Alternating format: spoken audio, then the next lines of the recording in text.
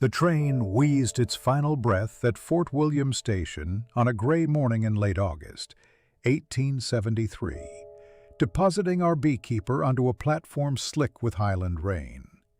He stood there, this man of 42 years whose name matters less than his purpose, clutching a worn leather satchel that contained his few possessions and a bundle of letters tied with fading ribbon.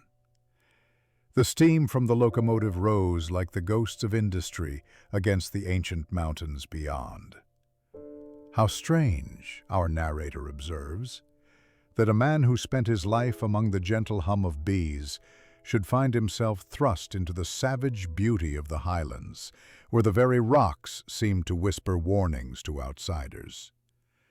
His hands, marked by countless stings that no longer swelled, a badge of his profession, gripped the satchel tighter as he searched for the promised coach.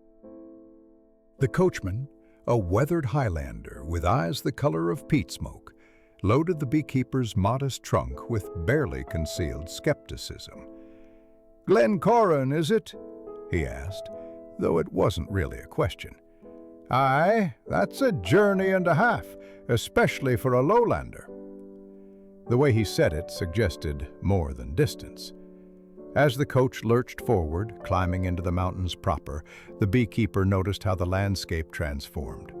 The ordered fields near town gave way to wild moorland, purple with heather that stretched endlessly beneath a sky that couldn't decide between rain and sun.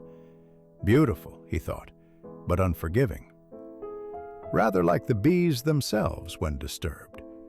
The coachman, perhaps sensing his passenger's contemplative mood, or perhaps simply filling the Highland silence, began to speak of the estate. "Been in the McBride family for 300 years, Glencorran has, though these days—" He trailed off, spitting tobacco juice over the side. "Well, they say the old lord's been touched by the sight, if you know what I mean, making decisions that would make his ancestors spin in their graves." Our beekeeper knew better than to encourage gossip, yet information was honey of a different sort. "The sight," he ventured carefully. "Aye, the second sight. Sees things that aren't there yet. Or perhaps," the coachman's voice dropped, "things that were never meant to be." He crossed himself quickly, a gesture that seemed both Christian and older somehow. "Started about 3 years back, after the old beekeeper passed. Sudden-like. They found him face down near the hives, swollen up something terrible." The coach hit a particularly vicious rut, jolting our traveler and his thoughts. 3 years. He filed this away with the careful precision of a man who understood that patterns in human behavior could be as revealing as the dance of bees returning to their hive. His fingers found the letters in his satchel, a habit formed in the 5 years since consumption had taken Margaret. Her careful script had always grounded him, even now when no new letters would come. The sun was failing when Glencorran finally revealed itself, a massive stone edifice that seemed to have grown from the very bones of the mountain behind it. The house sat overlooking Loch Linna, whose waters reflected the dying light like beaten copper. It was grander than the beekeeper had expected, yet there was something tired about it, as if the weight of centuries pressed upon its walls. As the coach rolled through the gates, he noticed the gardens, once formal, now running wild at the edges. A metaphor, perhaps, for the estate itself. The bees would tell him more, they always did. Bees were honest creatures. They danced the truth of where nectar could be found, never dissembling, never lying. Unlike people. A woman emerged from the servants' entrance as the coach stopped. Young, perhaps 28, with the kind of sharp Highland features that suggested she missed nothing. "You'll be the beekeeper from Glasgow," she said, not quite a question. "I'm Moira Campbell, head housemaid." His lordship's expecting you, though whether he remembers it is another matter entirely." There was something in the way she looked at him, an assessment that went beyond simple curiosity. Our beekeeper had learned to read people as he read his hives, carefully, patiently, alert to signs of disturbance. This woman knew things, carried secrets like pollen on a bee's legs. The entrance hall of Glencorran spoke of faded glory. Portraits of stern McBride ancestors gazed down from walls where the wallpaper showed water stains. A grandfather clock ticked with the mechanical persistence of time itself, marking the moments of decline. Our traveler thought of his own humble cottage back in the lowlands, sold now to pay debts that Margaret's illness had created. No going back, only forward, like a bee on its outward journey, searching for something sweet. "You'll meet his lordship in the morning," Moira informed him, leading him up a narrow staircase meant for servants. "He takes poorly to strangers after dark, says the bees speak clearer in daylight." She paused, looking back. "You do know about our special hive, don't you? The prophetic one?" The beekeeper maintained his expression of mild interest, though inside his curiosity stirred. "I know only what was in the letter of engagement, something about heather honey." Moira's laugh was soft, almost pitying. "Oh, it's about much more than honey, Mr. Beekeeper." Much more indeed. Morning arrived with mist rolling off Loch Linnhe like the breath of sleeping giants. And our beekeeper rose before the sun, a habit formed through decades of working with creatures that followed nature's clock rather than man's. Through his small window in the servants' quarters, he could see the apiary in the distance, a collection of skeps and newer wooden hives arranged on a southern slope where the morning light would wake the bees gently. Lord Alastair McBride received him in the breakfast room, a space that had once hosted Highland gatherings, but now seemed too large for the solitary old man who sat at the head of a table meant for 20. At 68 years, his lordship retained the bearing of Highland nobility, though our narrator notices how his hands trembled slightly as he spread honey on his oatcake, and his eyes held that peculiar, unfocused quality of someone listening to voices others couldn't hear. "You come highly recommended," the Lord said, his Scottish brogue thick as the honey he consumed. "The French methods, they tell me. Modern ways." He laughed, though there was no humor in it. "Modern. As if the bees care for our notions of progress." The beekeeper inclined his head respectfully, having learned long ago that the wealthy preferred acknowledgement to argument. "The bees remain constant, my lord. It's only our understanding that evolves." This seemed to please the old man, who stood with surprising vigor. "Come then, let me show you what you'll be tending. Though I warn you," his voice dropped to something conspiratorial, "they're not ordinary bees. Haven't been for 3 centuries." The walk to the apiary revealed the estate's declining fortunes more clearly than any ledger could. Fences needed mending, paths were overgrown, and our observant beekeeper counted fewer sheep on the hills than the pastures could support. Yet the apiary itself was well maintained, protected by a stone wall that looked ancient, with carved symbols that predated Christianity's arrival in these hills. At the center of the apiary stood a hive unlike the others. Not a modern box or even a traditional skep, but something that seemed carved from a single massive oak trunk, black with age and decorated with those same pre-Christian symbols. The bees that flew from it appeared no different from the others, yet there was something about their flight pattern, a purposefulness that made our beekeeper's practiced eye narrow with interest. "The prophetic hive," Lord McBride announced with reverence. "My family has kept it for 300 years, since the last of the wise women granted it to my ancestor for protecting her from the witch hunters." He moved closer, and the bees seemed to part for him like subjects before a king. "Their honey, it shows things." "The sheep," he said suddenly. "I must sell the western grazing lands. The bees are telling me there's opportunity in the Glasgow shipping ventures. Yes, I see it clearly now." A younger man emerged from the main house, walking with the measured pace of someone controlling their urgency. Duncan McBride, 35 years of careful education and barely contained frustration, approached with a ledger under his arm. Our beekeeper recognized the type, the modern son watching his inheritance dissolve in the fog of his father's delusions.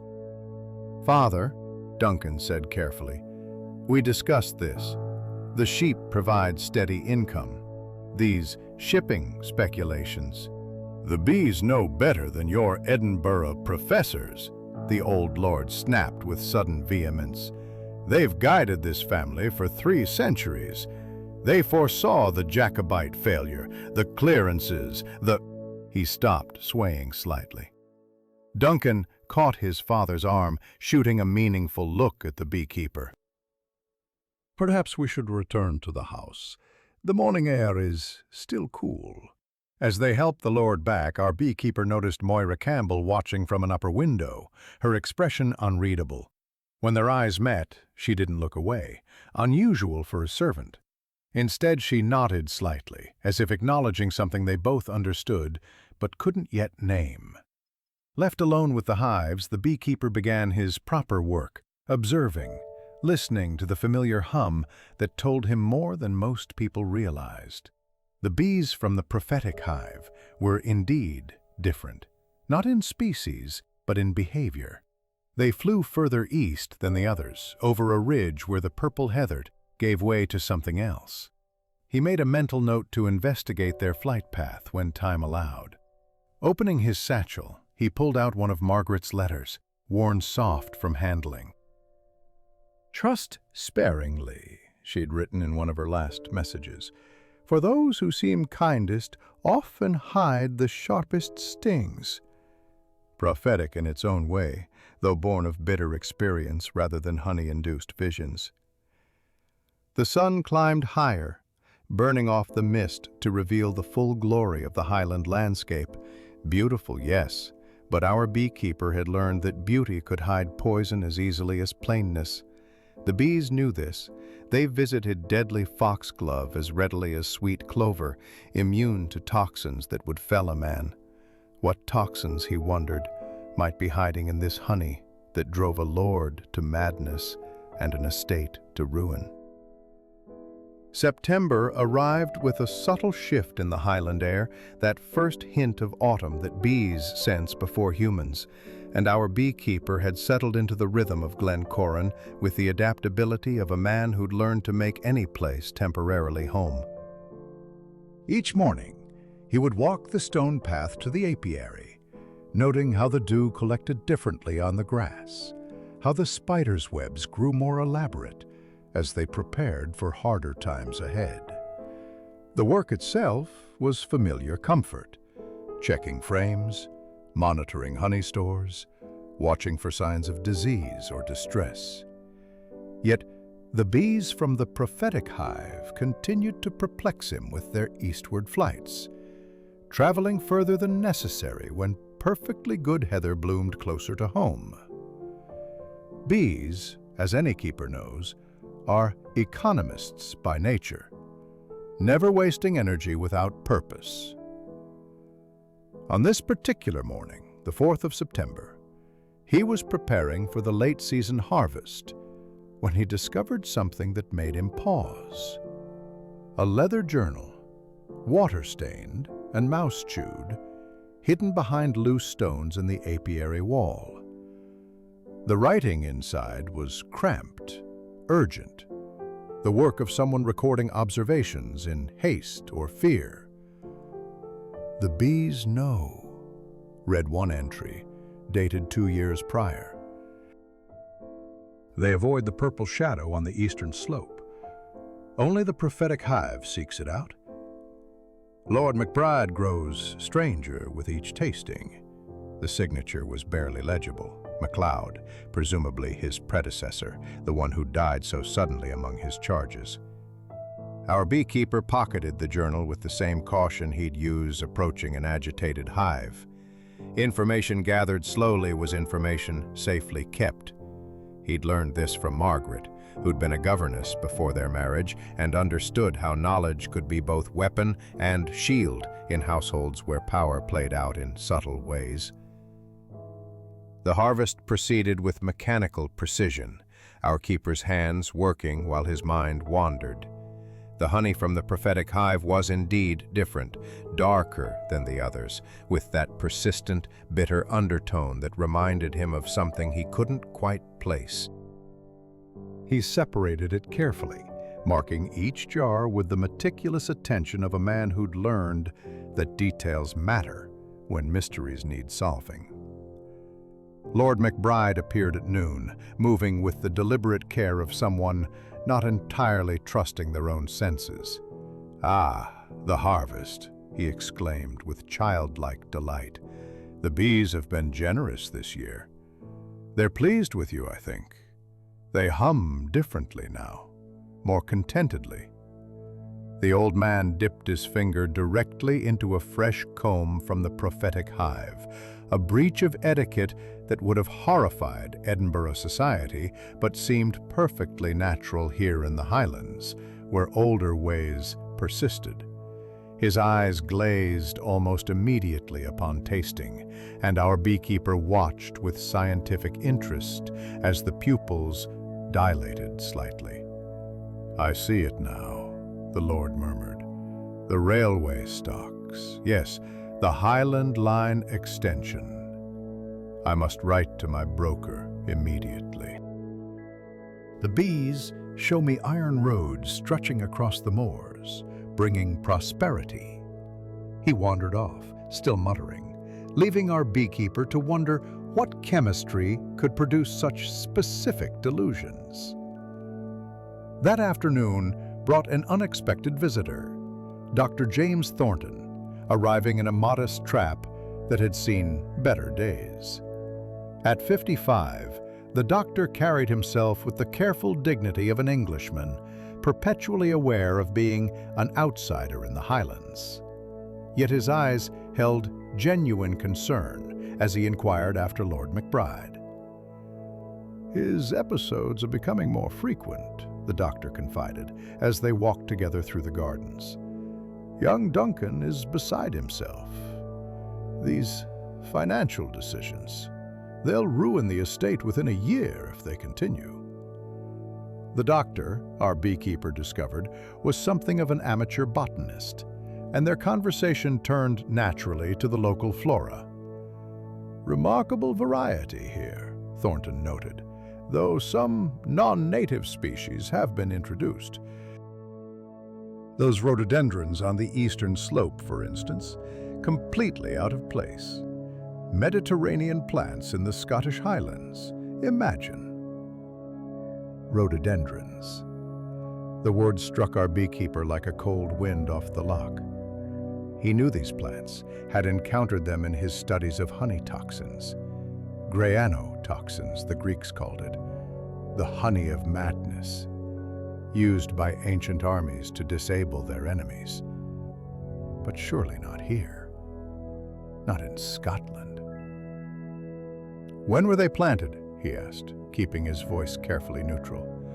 "Oh, 3 years ago, perhaps. Some landscape improvement scheme. Though why anyone would plant them so far from the house, mixed in with the heather." The doctor shrugged, already moving on to other topics, unaware he'd just provided a crucial piece of the puzzle. That evening, our beekeeper sat in his small room, reading MacLeod's journal by candlelight. while autumn rain began to tap against the window. The entries grew increasingly frantic toward the end. Someone has done this deliberately. The purple shadows are spreading. The Lord's mind fractures more each day. I must tell someone, but who would believe a mere beekeeper? The last entry was dated just 2 days before MacLeod's death. I will confront them tomorrow. God grant me courage. Them, plural. Our careful beekeeper considered this as he pulled out one of Margaret's letters, seeking comfort in her familiar handwriting. The truth, she'd written during her illness, is like honey, sweet when pure, but dangerous when contaminated. Be careful, my love, which truths you taste. Through his window he could see lights still burning in the main house where, no doubt, Lord MacBride was penning fevered letters to his broker about railway stocks and shipping ventures, each word potentially another nail in Glencorran's coffin. Duncan would be there too, trying to intercept the worst of it, fighting a battle he couldn't win because he didn't understand the nature of his enemy. But our beekeeper was beginning to understand. Tomorrow, he would follow the flight path of those eastward flying bees and see for himself these purple shadows that MacLeod had feared. The morning of September 7th dawned clear and cold, with that crystalline quality particular to Highland autumn, when every blade of grass seemed etched in silver frost. Our beekeeper rose before the sun, armed with a collecting basket and the pretense of gathering wild herbs for a tonic, a reasonable excuse should anyone question his wandering far from the apiary. The path eastward followed an old drove road, worn by centuries of cattle being moved to market, now mostly reclaimed by gorse and bramble. He tracked the flight line of the prophetic hive's workers, noting how they ignored perfectly good heather patches in favor of something beyond the ridge. The irony wasn't lost on him. Here he was, following bees like a detective following suspects, though in this case, the bees were innocent dupes rather than perpetrators. What he found over the ridge stopped him cold. Mixed among the natural heather was a carefully cultivated grove of rhododendrons, their dark leaves glossy with health, their purple blooms so similar to heather at a distance that only a trained eye would notice the difference. But the arrangement was no accident. Someone had planted them in a pattern designed to maximize cross-pollination, ensuring the prophetic hive's bees would visit them regularly while appearing to forage normally. The precision of it spoke to agricultural knowledge, perhaps even an understanding of bee behavior. This wasn't the work of a simple poisoner, but someone who understood the subtle art of corruption, changing just enough to achieve their purpose, while maintaining the appearance of nature's randomness. Our beekeeper knelt among the plants, careful not to disturb the few late-season bees still working the blooms. He could see it now, how the toxins would concentrate in the honey, how the amounts would vary based on the season and weather, creating an unpredictable effect that would seem more like divine vision than poisoning. Brilliant and terrible in equal measure. Finding what you're looking for." The voice made him start, though years of working with easily startled bees had taught him to control his reactions. Moira Campbell stood on the path above, basket in hand, looking for all the world like a servant gathering mushrooms, yet her eyes held knowledge, and our cautious keeper recognized a fellow player in whatever game was being conducted at Glencorran. "Wild herbs," he said carefully, rising slowly. Dr. Thornton mentioned the variety here. She descended the slope with Highland sure-footedness, barely disturbing the dew. My grandmother knew all about wild herbs, she said, examining the rhododendrons with apparent casual interest, and their uses. She was accused of witchcraft for it 70 years ago. Lord McBride's grandfather saved her from the mob, gave her sanctuary. She paused, meeting his eyes directly. We Campbells have long memories. The weight of history in her words was palpable. Our beekeeper understood he was being told something important, though whether warning or invitation remained unclear. And long loyalties, he ventured. To the rightful lord, she replied, emphasis subtle but unmistakable.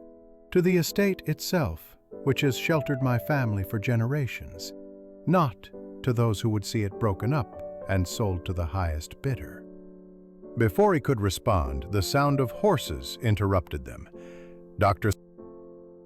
Thornton appeared on the ridge, accompanied by someone our beekeeper hadn't yet met. A thin man in city clothes, who sat his horse like someone more comfortable with carriages than saddles. Mr. Crawford? Moira murmured, her voice cooling considerably. The estate solicitor, come from Edinburgh for his monthly visit. The solicitor's eyes swept over them with the calculating gaze of a man who sees everything in terms of legal and financial value. Campbell, he acknowledged curtly, then to the beekeeper, and you must be the new man. I trust the bees are proving profitable? There was something in the way he said it, a subtle emphasis on profitable, that raised our keeper's instincts. The harvest is good, sir, he replied with studied deference. Dr. Thornton dismounted, his interest immediately caught by the rhododendrons. Remarkable specimens, he noted, his botanist's eye appreciating their health. Though I must say, Mr. Crawford, when you suggested these Mediterranean plants for the estate's beautification 3 years ago, I had my doubts they'd survive our climate. Crawford's suggestion, 3 years ago. Our beekeeper filed this away while maintaining an expression of mild interest. The solicitor's face showed nothing, but his hands tightened slightly on his reins, the tell of a man unused to having his actions recalled so specifically. Lord McBride approved all improvements, Crawford said stiffly. Speaking of which, I must return to the house. His lordship wishes to discuss some new investments he's considering. The way he said it suggested these discussions were frequent and profitable. For someone. After the riders departed, Moira stood quietly beside our beekeeper, both watching the bees work the toxic blooms with innocent industry. Mr. Crawford has been very helpful these past 3 years, she said finally. So very helpful with his lordship's financial decisions. Takes a keen interest in ensuring the estate moves with the times. The bitterness in her voice matched the undertone in the prophetic hive's honey. And Duncan, our beekeeper asked, young Mr. McBride sees only the symptoms, not the disease. He writes letters to agricultural colleges, seeking modern methods to save what's left. He doesn't understand that the poison comes from within. She turned to leave, then paused. MacLeod understood in the end. He was a good man, trusted too easily. Don't make his mistake. Left alone with the rhododendrons and the working bees, our keeper considered what he'd learned. The shape of the conspiracy was becoming clearer. Crawford, using botanical knowledge to create a controllable madness, guiding Lord McBride's visions towards specific financial decisions. But proving it would require more than suspicion and circumstantial evidence. He collected samples carefully, leaves, blooms, even soil, wrapping them in oiled cloth. Margaret had taught him the value of physical evidence during her work in grand houses, where accusations without proof meant dismissal without reference. The late MacLeod had confronted them with only suspicion. and paid with his life. Walking back, our beekeeper noticed how the estate looked different now that he understood its true situation. Not declining through neglect, but being deliberately bled dry, each mad vision leading to another transfer of wealth. The revelation came, as revelations often do, through the mundane act of record-keeping. Our beekeeper spent the evening of September 9th in the estate's library, ostensibly researching Highland beekeeping traditions, but actually examining the estate's agricultural records for the past decade. Lord McBride, in one of his clearer moments, had granted permission, perhaps seeing it as dedication to his craft rather than detective work. The ledgers told a story of systematic transformation. 3 years ago, exactly 2 months after MacLeod's death, extensive landscaping improvements had been authorized by Crawford and approved by an already affected Lord McBride. The expenditure was considerable, not just for the rhododendrons, but for their careful placement, soil amendment, and ongoing maintenance by workers brought from outside the county. Workers who left no forwarding addresses. More telling were the financial records that followed. Each of Lord McBride's visions corresponded with honey harvests from the prophetic hive. The pattern was subtle enough to avoid suspicion. Sometimes the visions led to minor losses, maintaining the illusion of unpredictability.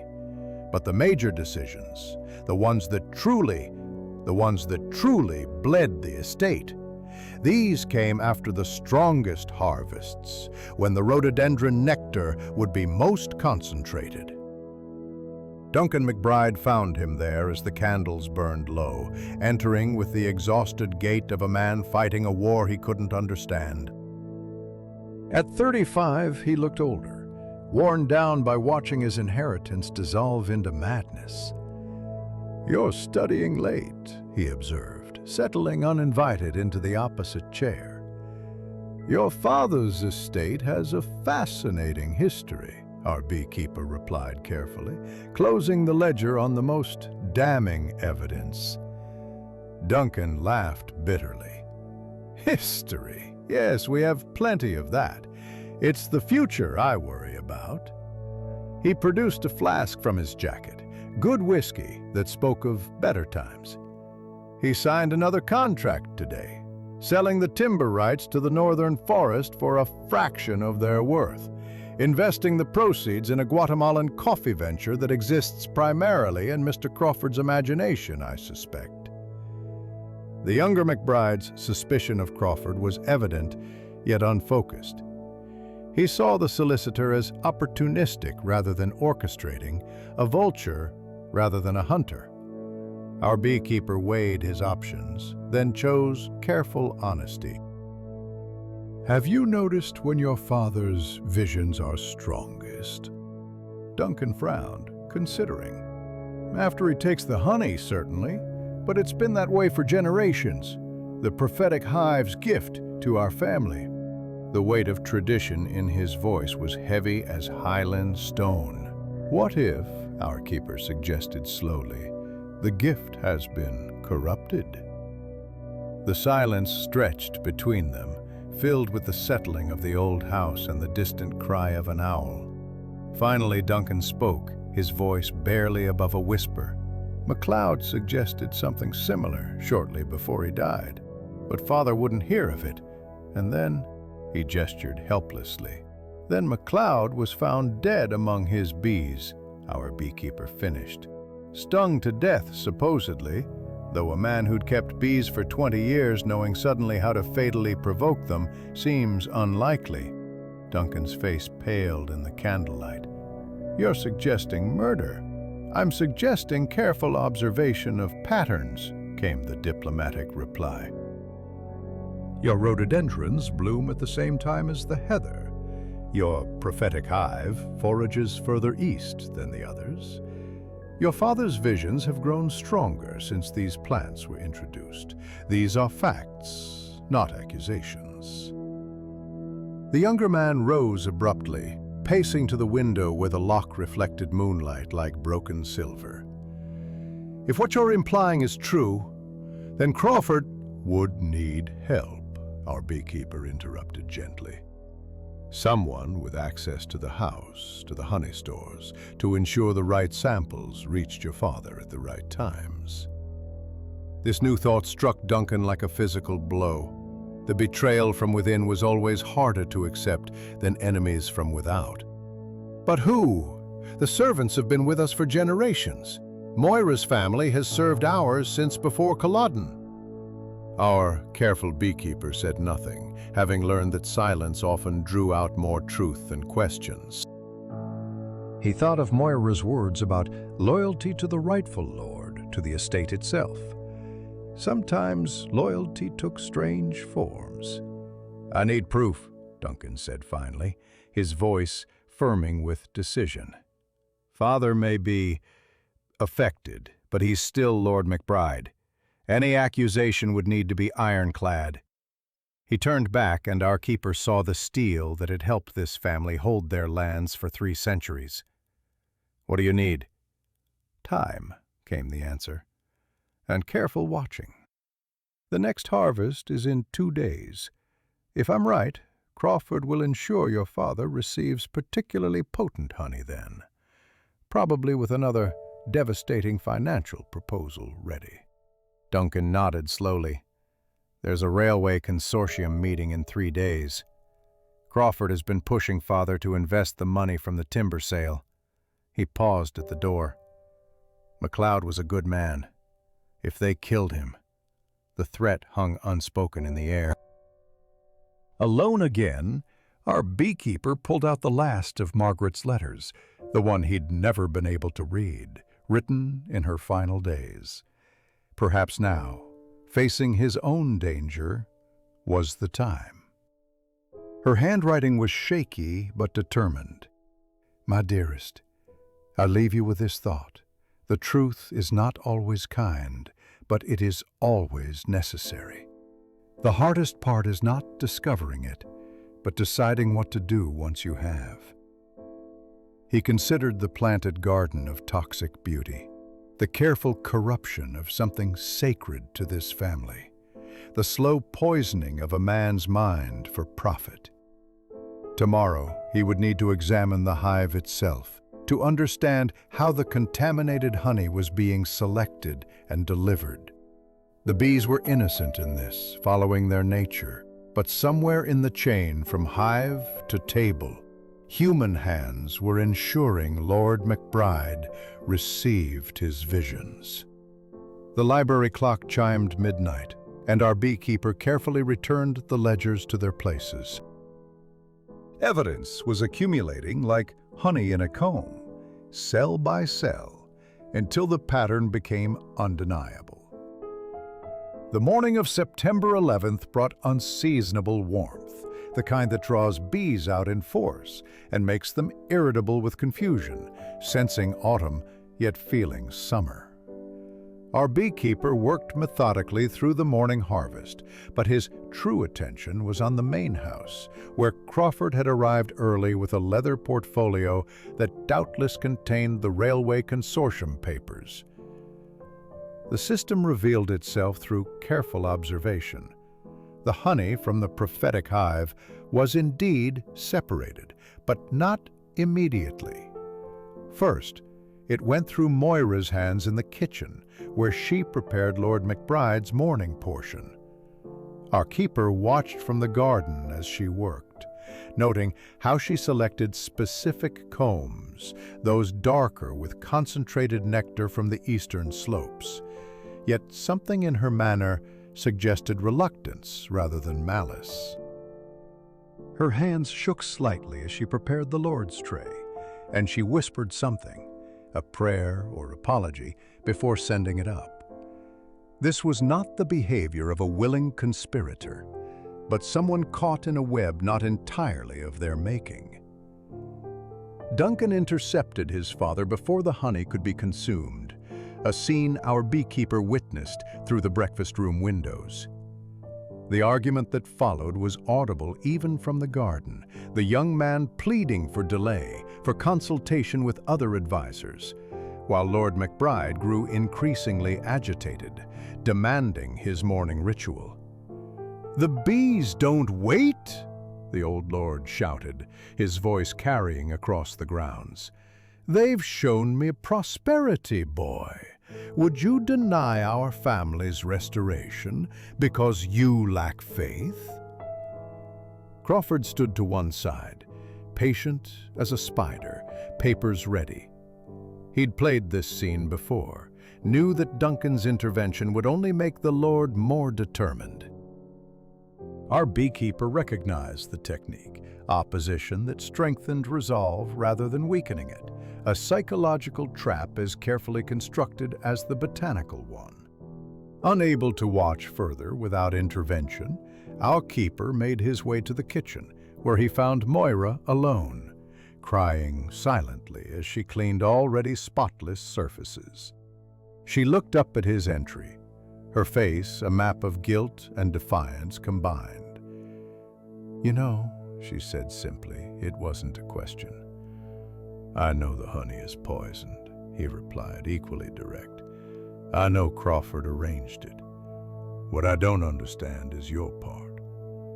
She laughed bitterly, the sound sharp as broken glass. My part is 5 generations of service, of loyalty, of watching this family destroy itself through pride and blindness." She set down her cloth, suddenly looking older than her 28 years. "Do you know what Crawford has on me? On my family?" The story came out in rushes and pauses, like honey from a reluctant comb.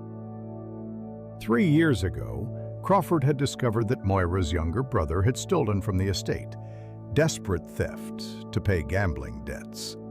The amount was significant, enough for transportation or imprisonment.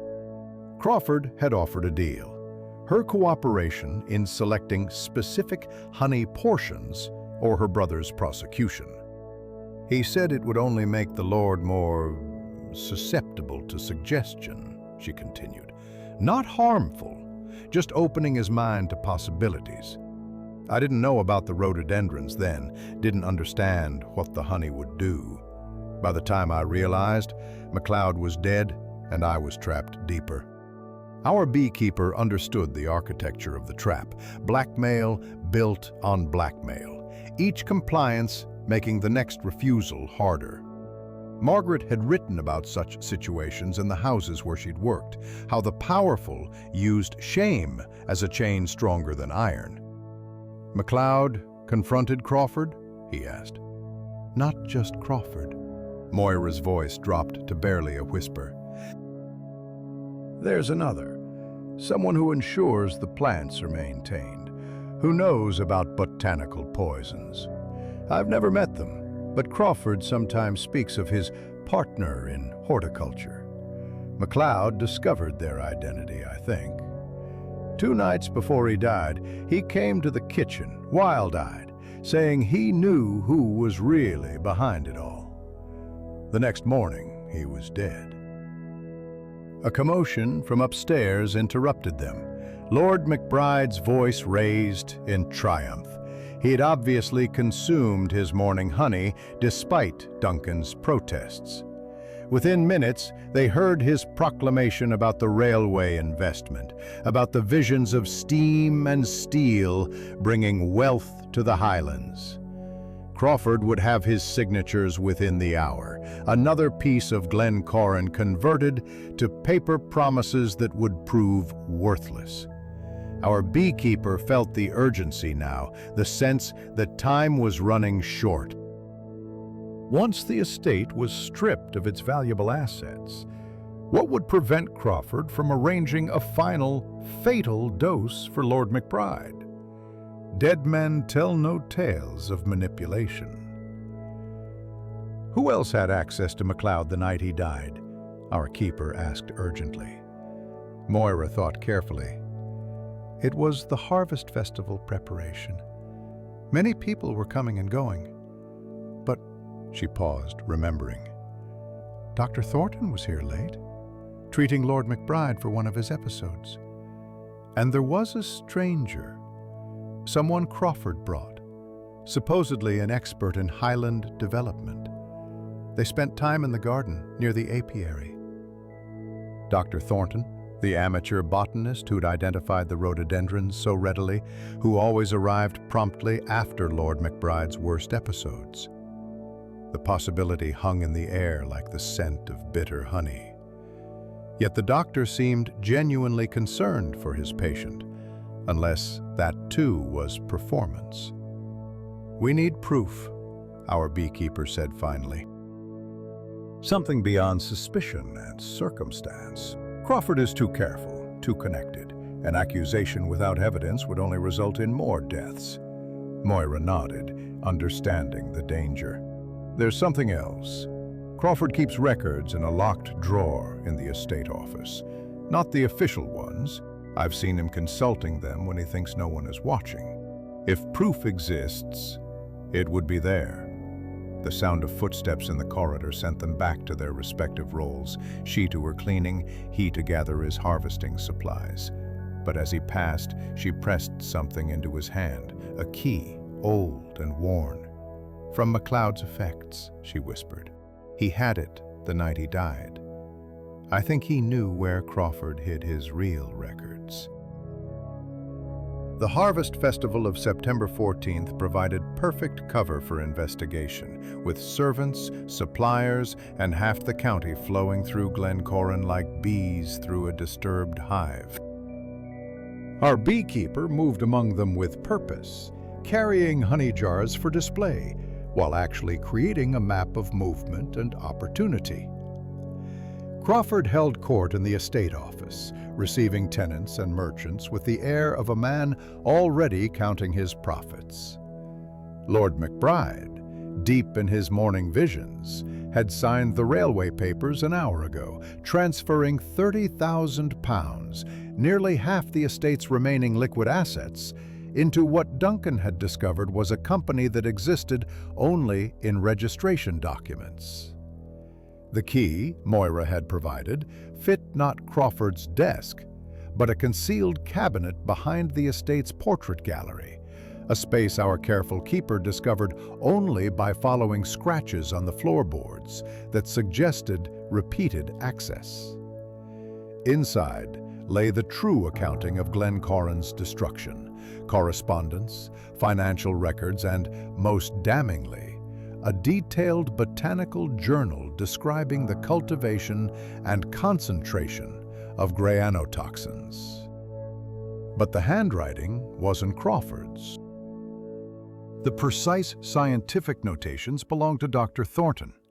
Our beekeeper felt the pieces clicking into place like cells in a honeycomb. The good doctor, perpetually short of funds, had found a way to create patients whose treatment would never end, whose gradual madness required ever more expensive consultations.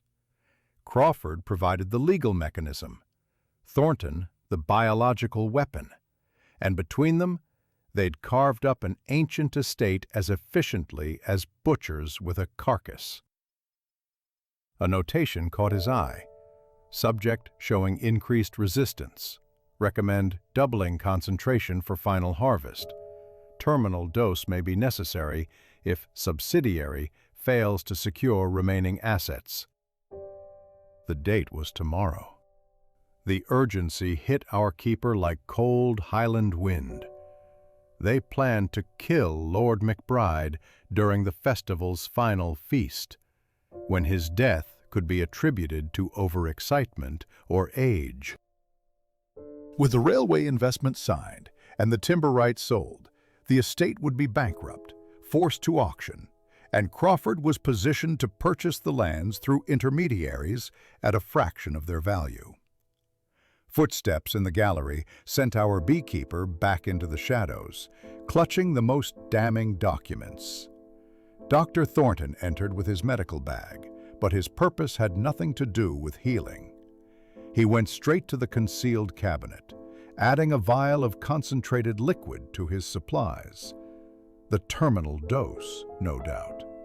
Our keeper followed at a distance as Thornton made his way to the kitchen, where festival preparations were in full chaos.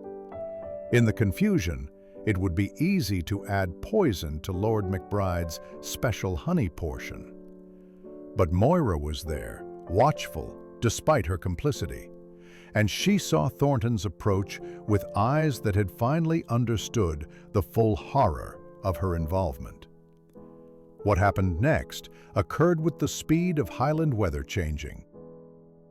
Moira accidentally collided with Thornton, sending his medical bag sprawling. The vial rolled across the floor, coming to rest at Duncan's feet as he entered, seeking his father.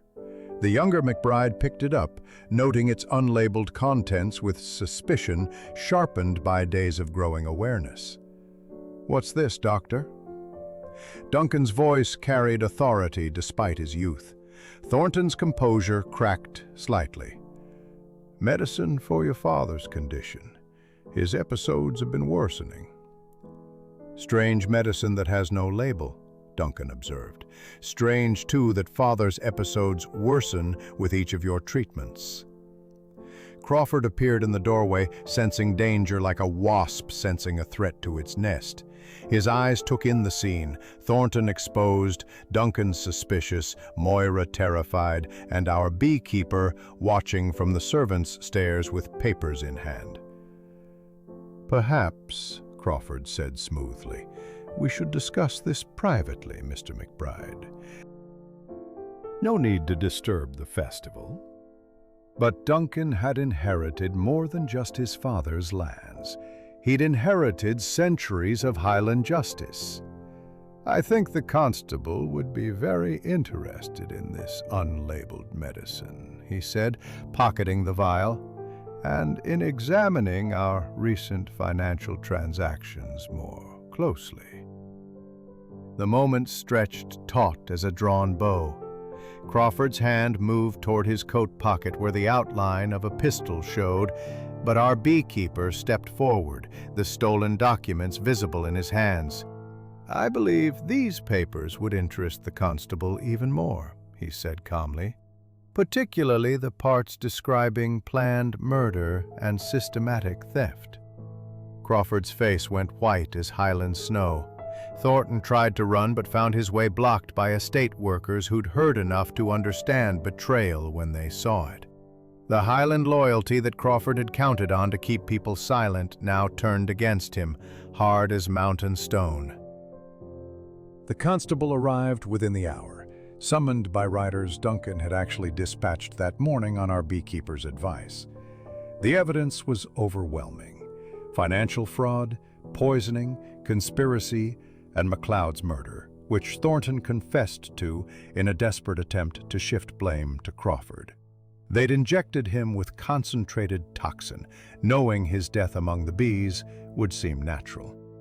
Lord McBride, kept from his poisoned honey for a full day, began to recover clarity, though the damage to his mind would take months to fully assess.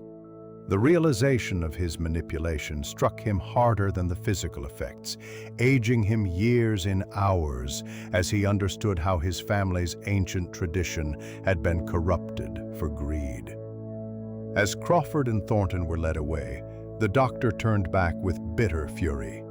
"You should have stayed with your bees, keeper." "This wasn't your business." Our beekeeper thought of MacLeod, who died trying to protect the truth, and of Margaret, whose letters had taught him that sometimes courage meant accepting business that wasn't yours. "The bees made it my business," he replied simply. "They're honest creatures. They deserve honest keepers." The festival continued that evening, subdued but somehow pleaner, like air after Highland rain. The prophetic hive's honey was destroyed, the rhododendrons marked for burning, and plans were made to restore the pure heather honey that had been Glencorran's true treasure for generations. The true reckoning came not with the constable's arrival, but in the days that followed. as Glencorran slowly awakened from its poisoned sleep. September 16th dawned gray and still, with the kind of highland mist that makes the world seem suspended between dream and waking, fitting weather for confronting hard truths. Our beekeepers supervised the burning of the rhododendrons, a task that required careful planning to prevent the toxic smoke from affecting the estate's inhabitants or livestock. The plants resisted destruction with the tenacity of all invasive species, their roots deep and spreading, requiring excavation that revealed the full extent of Crawford's planning. Irrigation channels, fertilizer caches, even protective barriers against Scotland's harsh weather. Lord MacBride insisted on watching the burning, wrapped in Highland plaid against the morning chill, his dignity restored, even as his health remained fragile. 300 years of tradition, he said quietly, corrupted by my foolish pride. I thought the visions were my birthright, proof that the old ways still held power in this modern age. Duncan stood beside his father, their relationship forever changed by recent events. The son who'd been dismissed as too modern, too Edinburgh-educated, had proven himself the true guardian of Glencorran. Yet he took no satisfaction in being right, understanding that vindication built on his father's suffering was no victory at all. The tradition wasn't corrupted, our keeper offered carefully. It was poisoned. There's a difference. The prophetic hive itself remains unchanged, merely confused by false flowers. Once the heather is pure again, the honey will be what it always was, special perhaps in its taste and heritage, but not supernatural. This prompted a discussion that revealed the deeper damage Crawford and Thornton had wrought. Several of Lord MacBride's visions had led to investments that, while disastrous, were legally binding. The Railway Consortium papers bore his authentic signature. The timber rights had been properly transferred. Even with Crawford's fraud exposed, these contracts remained valid, leaving the estate financially crippled. The family solicitor from Edinburgh, summoned to replace Crawford, laid out the grim mathematics. Even if they recovered some funds through legal action, Glencorran would need to sell significant holdings to survive. The sheeplands, the northern forest, perhaps even the home farm, all might need to go under the auctioneer's hammer. It was Moira who proposed the unexpected solution, her voice steady despite days of tears and self-recrimination. "The honey," she said simply. "The real honey, from the prophetic hive and the others. It's the finest in the Highlands. And now it has a story, a tragic one perhaps, but compelling. Markets in Edinburgh, London, even Paris pay premiums for authentic Highland products with genuine provenance." Duncan seized on this immediately, his modern education finally finding its purpose. "A cooperative," he said, "excitement building.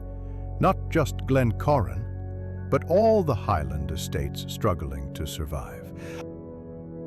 Pooling resources, sharing distribution costs, creating a brand that celebrates tradition while embracing modern commerce." Our beekeeper found himself drawn into the planning, his expertise suddenly valuable beyond mere hive management. He explained the principles of queen rearing, how they could expand the apiary, even develop strains particularly suited to Highland conditions.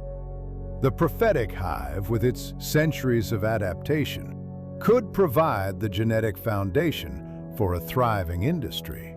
Yet, even as hope kindled, justice continued its course. The trial in Fort William drew spectators from across the Highlands, eager to witness the downfall of those who'd betrayed Highland hospitality. Crawford, stripped of his professional credentials, faced not just criminal charges but civil suits from other clients he'd defrauded. The investigation revealed a network of corruption stretching across 3 counties, all built on his reputation and access. Dr. Thornton's fall was perhaps more complete. His medical knowledge, perverted for profit, had violated oaths both professional and personal. His confession, extracted through careful questioning, revealed the full extent of the conspiracy. How they'd researched ancient texts about mad honey, tested concentrations on animals, calibrated doses to create madness without death, until the final planned murder. "We were so careful," Thornton said during his testimony, with the detached tone of a scientist describing an experiment. "The beauty was that the victim administered the poison himself, willingly, eagerly even. Lord McBride's faith in his family tradition was the perfect delivery system." The courtroom's disgust was palpable. But our beekeeper noticed something else. The way Thornton still spoke with pride about his cleverness, unable even now to fully grasp the evil of treating human suffering as an intellectual exercise. It reminded him of something Margaret had written about the governess who'd preceded her, dismissed for stealing, but never understanding that theft of trust was worse than theft of silver. The verdict was never in doubt. Transportation for Crawford, who'd orchestrated the financial aspects, and life imprisonment for Thornton, whose medical knowledge made his crimes particularly heinous. McLeod's family received compensation from Crawford's seized assets. Small comfort for a widow and 3 children, but at least acknowledgement of the wrong done. As the legal machinery ground on, our beekeeper found himself spending more time with the bees, finding in their honest labor an antidote to human deception.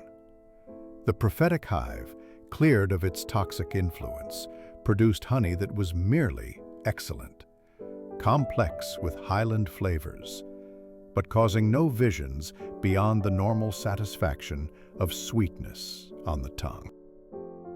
One evening, as he worked late in the apiary, Duncan joined him, carrying 2 glasses and a bottle of good whiskey. "Father wants to offer you McLeod's position permanently," he said without preamble. "The cottage, a proper salary, and a percentage of the honey profits."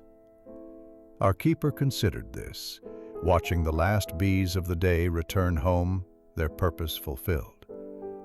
"I'm honored," he said finally, "but my work here is nearly done. Your apiary is cleansed, your methods are sound, and you have Moira, who understands more about bees than she's let on. She's been reading McLeod's journals, learning what guilt had previously made her ignore." Duncan nodded slowly, perhaps expecting this answer. "Then stay through spring, at least. Help us establish the cooperative. Train the new keepers we'll need."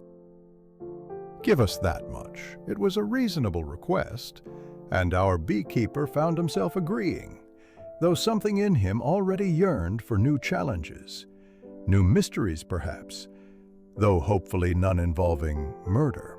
October arrived with frost and fire, the Highlands donning their autumn glory, while our beekeeper prepared the hives for winter's approaching sleep. The controlled burning of the rhododendron roots continued in sections, each fire carefully managed to prevent the toxic smoke from spreading, while the estate slowly adjusted to its new reality, poorer in pounds, but somehow richer in purpose. The transformation was most visible in Lord McBride himself. Free from the poison's influence, his mind cleared like Highland air after storm, though gaps remained where false visions had carved channels in his memory. He spent hours in the library, reading his own correspondence from the past 3 years, with the horrified fascination of a man discovering another person's life lived in his body. "I wrote this," he would say to our beekeeper during their morning consultations, holding up some letter proposing an absurd investment. "My hand, my seal, but not my mind." How does one reconcile such a splitting of the self? It was a question worthy of philosophers, and our keeper, no philosopher himself, but a man who'd observed both bees and humans with equal attention, could only offer practical wisdom. "A hive infected with foul brood still contains the same bees, my lord. They're not evil, merely sick. Once cleaned and treated, they return to their true nature." This comparison seemed to comfort the old man, who'd begun taking genuine interest in the apiary's restoration.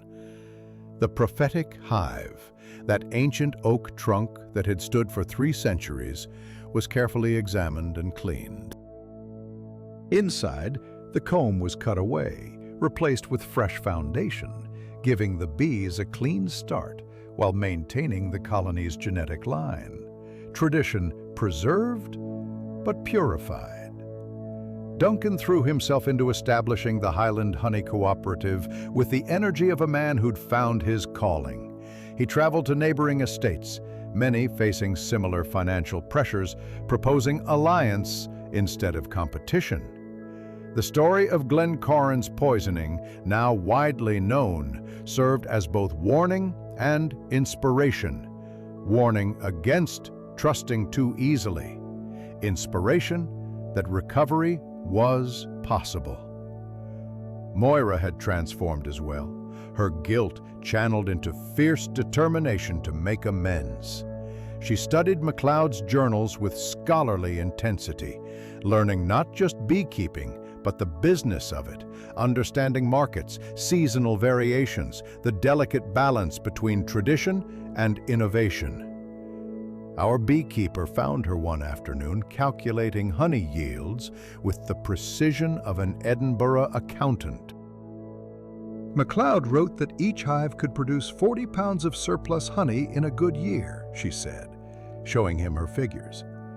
"With 50 hives, properly managed, and the premium prices Lord Duncan's contacts in London will pay for genuine Highland honey with the Glencorran story." The mathematics were compelling. But our keeper noticed something else, how she'd stopped calling him young Mr. McBride, according him the respect of his new role. The poisoning had reshuffled more than just financial arrangements. It had altered the estate's social structure, bringing servant and master closer to partnership. The Reverend Ian Fraser visited frequently during this period, wrestling with theological implications of what had occurred. "Evil wearing the mask of tradition," he sermonized one Sunday, though his congregation knew he meant more than just Glencorran. How often do we accept poison because it comes in familiar vessels? Yet even as the estate healed, reminders of the conspiracy lingered. Workers clearing the rhododendron plantation discovered more than just roots. They found the remains of small animals, likely Thornton's test subjects, buried with scientific precision. Each discovery added to the evidence presented at trial, building a case that would enter Highland legal legend as the Mad Honey Murders. Our beekeeper, meanwhile, focused on preparing for spring, ordering new hives from a carpenter in Fort William, selecting sites for expansion that would keep the bees away from any potentially toxic plants. He walked the moors with Moira and Duncan, teaching them to see the landscape as bees would, noting water sources, wind patterns, the succession of blooms from spring willow to autumn heather. On one such walk, they discovered a hidden glen where wild roses grew in profusion, their hips now bright red with autumn's ripening. "Rose honey," Moira said thoughtfully. "My grandmother made it once, said it tasted like Turkish delight." "Another tradition to revive," Duncan agreed, but his expression grew serious. "Though we'll test everything thoroughly. No more assumptions about what's pure or natural." This caution pleased our beekeeper, who'd learned that nature itself could be honest while still being dangerous. The bees didn't lie, but they also didn't discriminate between wholesome and toxic nectar. That judgment required human knowledge and responsibility. Letters began arriving from other estates interested in joining the cooperative, each with their own specialties: heather from the Western Isles, wildflower from the lowland borders, even urban honey from Edinburgh's hidden gardens. What had begun as desperate salvation for Glencorran was becoming something larger, a network of tradition keepers adapting to modern times. One evening, as our beekeeper tended his evening pipe outside the apiary, watching the last light fade over Loch Linnhe, Lord MacBride joined him, moving slowly but steadily with his walking stick. They stood in companionable silence before the old lord spoke. "I've been thinking about prophecy," he said quietly. "Real prophecy, not the poisoned visions. Perhaps the true prophecy of the hive was this: that it would reveal the corruption in our midst, force us to confront our complacency." He paused, considering his words. MacLeod's death wasn't meaningless if it led to Crawford's exposure. My madness wasn't without purpose if it teaches Duncan to question everything, even tradition. It was a generous interpretation of tragedy, but our beekeeper had learned that such generosity was sometimes necessary for healing. "The bees will continue long after we're gone," he offered. "They'll carry the memory of this place in their genes, passing it down through queens and workers, honest as always." Spring came late to the Highlands in 1874, but when it arrived in April, it brought with it a sweetness that seemed to wash the last bitter memories from Glencorran. Our beekeeper returned as promised, taking the same coach from Fort William, though this time the coachman greeted him with warmth rather than warning. The estate that emerged from morning mist looked renewed, its gardens ordered, its walls repaired, smoke rising cheerfully from chimneys that had been cold the previous year. The transformation was more than physical. Where desperation had hung like Highland fog, purpose now prevailed. The apiary had doubled in size, new hives standing in neat rows, their wood still pale and fresh. Young workers from the county, trained through the winter by Moira using MacLeod's journals and our keeper's instructions, moved among them with careful confidence. Lord MacBride greeted him in the same breakfast room where they'd first met, though the man himself was much changed. The tremor in his hands had steadied, his eyes were clear, and if he moved more slowly than before, it was with the caution of wisdom rather than the confusion of madness. "Our honey prophet returns," he said with gentle irony. "Come to see if we've kept faith with your teachings." The tour that followed revealed the full scope of recovery. The Highland Honey Cooperative had grown to 12 estates, with Glencorran as its beating heart. In the restored stables, now converted to processing rooms, honey from across the Highlands was bottled, labeled, and packed for shipment to Edinburgh, London, even Paris, where Scottish honey had become fashionable among those who knew its story. Duncan had proven himself a natural leader, combining Highland tradition with modern commerce in ways that would have seemed impossible a year ago. He showed our beekeeper the ledgers with pride. Not vast wealth, but steady, honest profit that would preserve the estate for generations.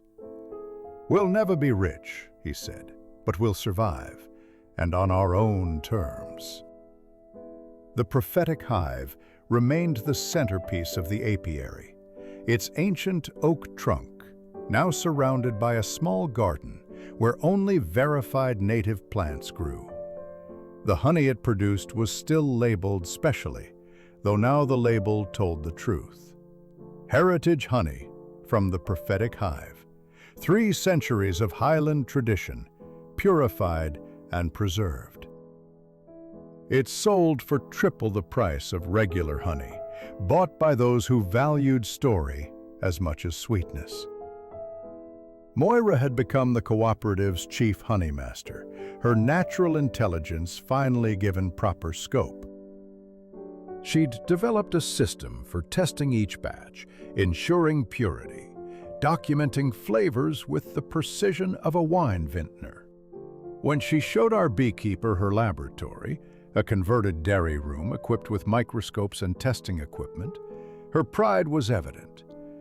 "No one will ever poison honey in the Highlands again without detection," she said firmly. "I've trained testers for each cooperative member. We know what pure honey should contain, and more importantly, what it shouldn't." Our beekeeper found this dedication moving, understanding that Moira had transformed her guilt into guardianship. She'd never forgive herself for her part in the poisoning, but she'd found redemption in preventing it from happening again. That afternoon, he walked alone to the eastern slope where the rhododendrons had grown. The ground was still scarred, but already heather was reclaiming the space, purple shoots pushing through black soil. Nature's honesty again. It didn't hide the wounds, but grew through them, around them, eventually over them. As evening approached, a gathering formed in the great hall. Not the desperate festival of the previous year, but a genuine celebration of survival and renewal. Local families, workers from the estate, even competitors who'd become allies through the cooperative, all gathered to mark the first honey harvest of the new era. Lord McBride rose to speak, his voice carrying the authority of centuries, even as it acknowledged recent failure. "We were poisoned," he said simply. "Not just my body, but our spirit. We believed that tradition alone would protect us, that the old ways were sufficient shield against modern greed. We were wrong." He paused, looking at his son with pride. "But we learned. We adapted. We discovered that tradition and progress need not be enemies, that honor exists in admitting error and seeking redemption." The old lord raised a glass of mead made from the new, pure honey. "To MacLeod, who died protecting truth, to our beekeeper who revealed it, to all who choose honesty over comfortable lies." The toast was drunk in Highland fashion, with solemnity and purpose. Then music began, fiddles and pipes, songs older than memory, and new ones being born from recent events. Our beekeeper found himself pulled into the celebration, though he preferred watching from edges, observing how the estate's people had knit themselves back together, stronger at the broken places. Late that night, he stood once more at the prophetic hive, listening to the soft hum of sleeping bees. Tomorrow he would leave, his work complete, carrying payment enough to establish himself elsewhere and a standing invitation to return whenever he wished. In his pockets were new letters, not from Margaret's, but from other estates, other mysteries, other problems that needed solving. The wisdom of bees, he reflected, was in their simplicity. They gathered nectar, made honey, served their queen and colony without deception or pretense.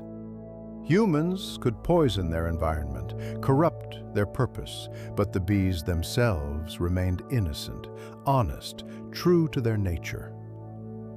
Perhaps that was the real prophecy of the hive, not that it revealed the future, but that it revealed the present, showing humans what they truly were through what they chose to do with such innocent creatures. Crawford and Thornton had seen opportunity for exploitation. Lord McBride had seen confirmation of his special status. Duncan had seen a bridge between old and new. Moira had seen a chance for redemption. And our beekeeper? He'd seen what he always saw: patterns wanting understanding, problems wanting solutions, and always, always the quiet wisdom of creatures who knew no lies. Tomorrow would take him to new mysteries, but tonight he stood in the Highland darkness, listening to the honest hum of well-tended hives, knowing that sometimes the sweetest honey comes after the bitterest seasons. The moon rose over Loch Linnhe, silver light touching the apiary with gentle fingers. Inside the prophetic hive, the bees slept peacefully, their ancient rhythms restored, their honey once again nothing more or less than the captured sweetness of Highland flowers. In the great house, Lord McBride slept without visions for the first time in 3 years. Duncan worked late on cooperative business, building a future from tradition's foundation. Moira checked her testing equipment one last time before retiring. And our beekeeper? He pulled out Margaret's final letter, reading it by moonlight one last time, before tucking it away forever. She'd been right, as always. Truth was neither kind nor cruel, merely necessary. Like honey, it could be sweet or bitter, healing or harmful, depending entirely on its purity and the wisdom of those who gathered it.